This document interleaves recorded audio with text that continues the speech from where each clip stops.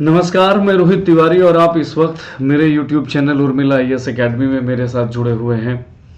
एक बहुत ही महत्वपूर्ण मुद्दे में आपसे मैं बात करने के लिए आज आपके साथ जुड़ा हूं। इसके पहले कि इस मुद्दे में मैं आऊं, आप सबसे एक अपील कि मेरे इस YouTube चैनल को ज़्यादा से ज़्यादा सब्सक्राइब करिए, लाइक करिए, हमारे वीडियोज़ में आप कमेंट करिए। आप जब कमेंट करते हो तो आपके कमेंट्स के ही माध्यम से हमें हमारे इस चैनल में, वीडियोस में और क्या कुछ फेरबदल करना होता है, क्या कुछ सुधार करना होता है, इस बात का अंदाज़ा लगता है।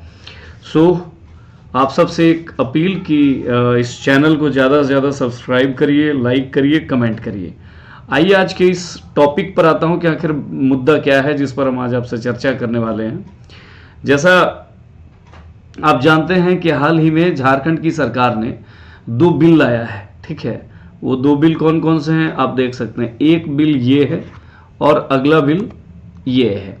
दोनों बिल का नाम ज़रा देख लीजिए। एक बिल है Jharkhand reservation of vacancies in posts and services amendment bill 2022, ये एक लाया गया।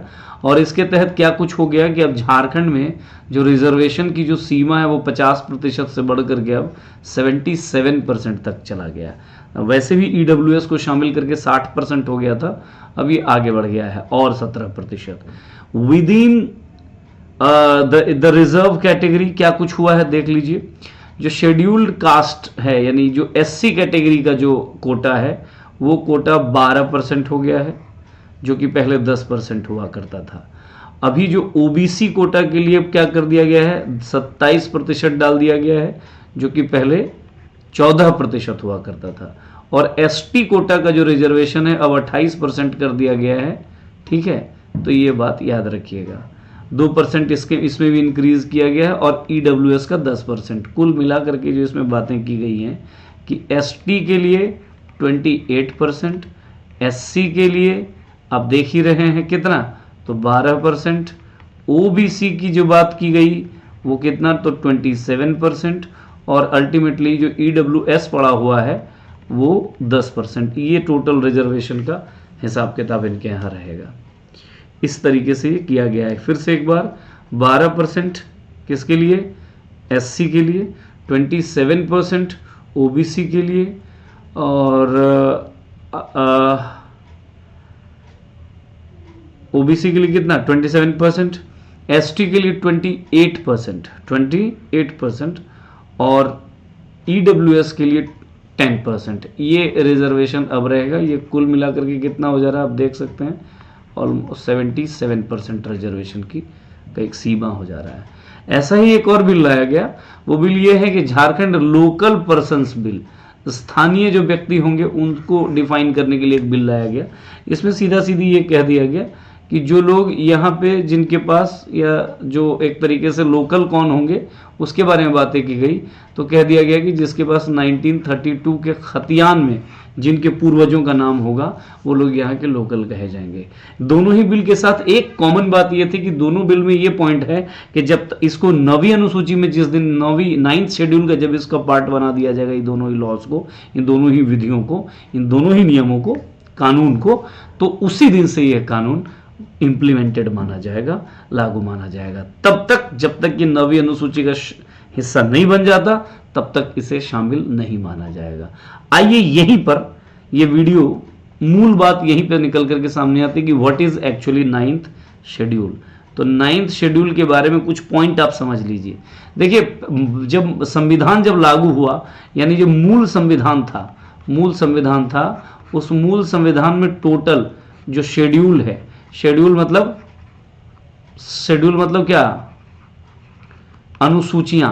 तो टोटल अनुसूचियां कितनी थी इस टाइम में, तो इस टाइम में टोटल 8 अनुसूची थी। और हम अभी बात कर रहे हैं 9वीं अनुसूची का।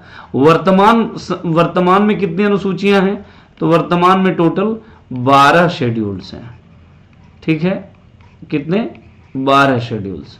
तो जो 9th शेड्यूल है उस पर यह पूरा मामला है। 9th को याद रखिएगा, वेरी इंपॉर्टेंट फैक्ट्स कुछ इसके बारे में जान लीजिए कि 9th शेड्यूल को डाला गया है भारत के संविधान के फर्स्ट संविधान संशोधन 1951 में। प्रथम जो संविधान संशोधन अधिनियम है 1951 में आया, उसमें 9th शेड्यूल को भारत के संविधान का हिस्सा बनाया गया। और उस समय याद रखिएगा इसमें क्या किया गया था कि 13 लॉज को, यानी 13 नियमों को, कानूनों को इसके अंतर्गत शामिल किया गया था। इसको लाने के पीछे का पर्पस ये है कि इसको माने जो भी लॉज इसमें शामिल किए जाएंगे, जो भी लॉज इसमें शामिल किए जाएंगे, जो भी कानून विधि इसमें शामिल किए जाएंगे, उसको जुडिशियल रिव्यू के दायरे से बाहर माना जाएगा, के दायरे से बाहर माना जाएगा, है ना। यानी इस पर न्यायपालिका अब अपना जजमेंट नहीं दे सकती है। एक तरीके से न्यायपालिका माने कोर्ट कचहरी के चक्कर में जाकर के इन लॉज को आप चैलेंज नहीं कर सकते हैं कोर्ट कचहरी में जाकर के। ये 9th शेड्यूल का अपना एक फंक्शन है, एक रोल है। इसके बाद आज के टाइम में इसमें कितना लॉज हैं, तो आज के टाइम में लगभग मान के चलिए 284 लॉज इसके अंतर्गत है, जिस पर कि एक तरीके से मान के चलिए कि कोर्ट में इन सब लॉज को चैलेंज आप नहीं कर सकते हैं। अभी झारखंड की सरकार ने जो पारित किया, अभी जो हमने पिछले दोनों जो अधिनियम देखा उनमें भी यही कहा गया कि इनको 9th शेड्यूल का हिस्सा बनाया जाएगा, तभी ये मुद्दा मतलब लागू माना जाएगा। यहां हमारा इस वीडियो का मकसद ये था कि वास्तव में क्या 9th शेड्यूल समझ लीजिए। अच्छा, ये कौन से आर्टिकल में आता है जी, तो 9th शेड्यूल को एक्चुअली आर्टिकल 31B और 31A को मिलाकर लाया गया है, मूलतः 31B को लेकर के लाया गया है। तो क्या 9th schedule judicial review 9th schedule जो है वो जुडिशियल रिव्यू से परे है, क्या इससे परे है? तो इसको लेकर के एक बात मैं आपको स्पष्ट कह देना चाहता हूं कि भारत में देखिए एक लॉ आया या एक केस का जजमेंट आया 24 अप्रैल 1973 में, जिसको आप कहते हो केशवानंद भारती केस। भारती बनाम केरल स्टेट है ना, भारती बनाम केरल स्टेट या केशवानंद भारती जो का केस आया। इस केस में जो 24 अप्रैल 1973 में आया, इस केस में एक प्रिंसिपल लाया गया जिसको कहा जाता है basic structure, principle of basic structure, है ना, यानी मूल ढांचा का सिद्धांत। कहा गया कि संविधान में ऐसा कोई संशोधन या ऐसा कोई परिवर्तन नहीं किया जा सकता जो संविधान के मूल ढांचे को क्या करे, डैमेज करे, मूल ढांचे को प्रभावित करे, खास करके नेगेटिवली, नकारात्मक तरीके से अगर मूल ढांचा को प्रभावित करने वाला कोई भी संशोधन संविधान में नहीं किया जा सकता।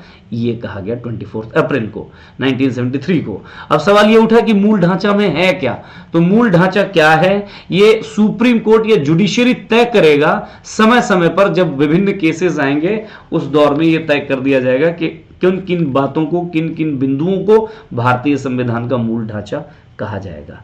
पहली बात तो ये है। दूसरी बात यह है, एक और केस आया है 2007 में, जिसको आप कहते हो आई आर कोयल हो केस बनाम IR कोयल हो वर्सेस स्टेट ऑफ तमिलनाडु। और इस केस में भी एक बात ये कह दिया गया, इस केस में ये कह दिया गया कि अगर फंडामेंटल राइट में आर्टिकल 14, 19 और 21 से रिलेटेड किसी प्रकार का वायलेशन कोई करता है तो वैसे लॉज अगर 9th शेड्यूल का भी है तब भी उसका हम क्या करेंगे, उसका जुडिशियल रिव्यू करेंगे। ठीक उसी प्रकार अगर बेसिक स्ट्रक्चर को डैमेज कर सकता है, बेसिक स्ट्रक्चर को दुष्प्रभावित करने वाला कोई भी कानून लॉ होगा जो अगर 9th शेड्यूल का भी क्यों ना हो तो उसका क्या हो जाएगा, उसका जुडिशियल रिव्यू होगा।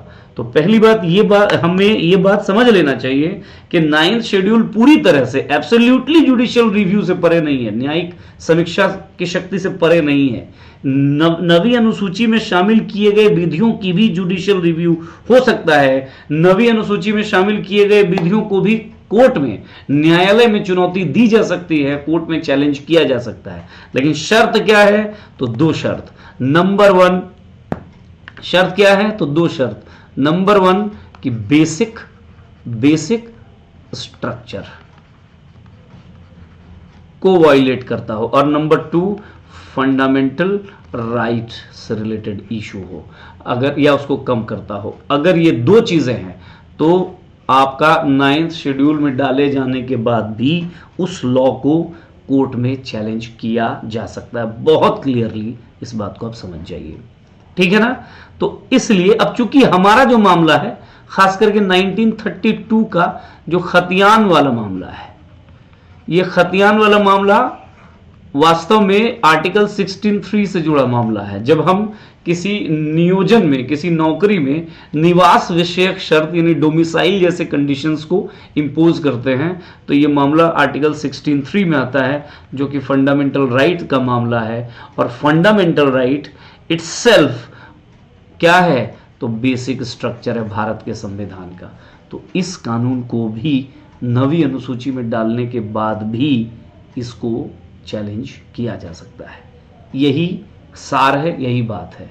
हम में से बहुत ऐसे लोग ये मानते हैं, ये सोचते हैं कि अगर 9वीं अनुसूची में डाल दिया गया तो शायद फिर इसको कभी भी कोर्ट में चैलेंज नहीं किया जा सकता, पर ऐसी कोई बात नहीं है। सो इस वीडियो में अभी इतना ही। बहुत बहुत धन्यवाद, नमस्कार। आप सबसे अपील कि मेरे इस चैनल को ज़्यादा से ज़्यादा सब्सक्राइब करिए, लाइक करिए, कमेंट करिए। धन्यवाद।